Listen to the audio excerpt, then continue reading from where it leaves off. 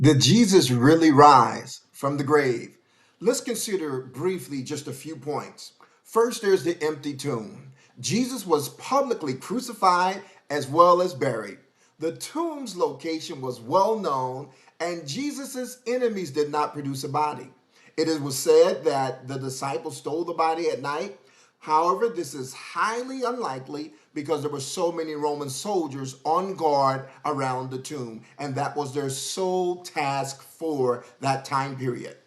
So, if you want to discount the resurrection of Jesus, simply produce a body. The second point I would like to consider is the eyewitness testimony.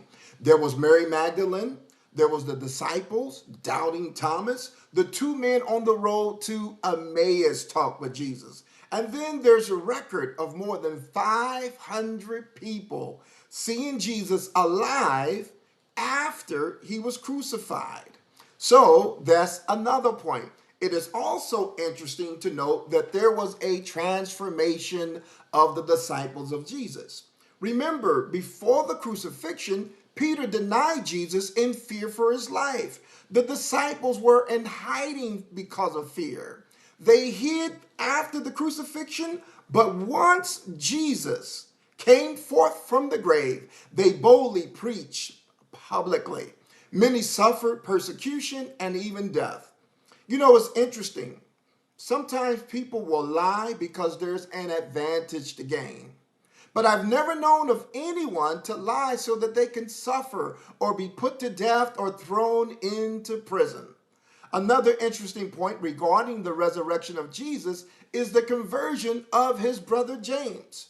While Jesus was alive, James was skeptical of his messiahship, but he later became a member or a leader in the church and a martyr. Then what about your enemy?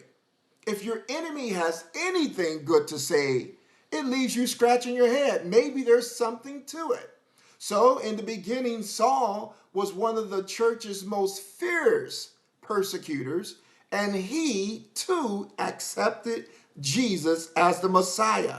And Paul, writing almost half of the New Testament, sings the praises of Jesus. So we have the conversion of the brother, we have the conversion of the enemy, we have the disciples no longer in fear but boldly proclaiming the gospel. We have so many eyewitnesses as well as the empty tomb. In fact, let me leave you with this lastly.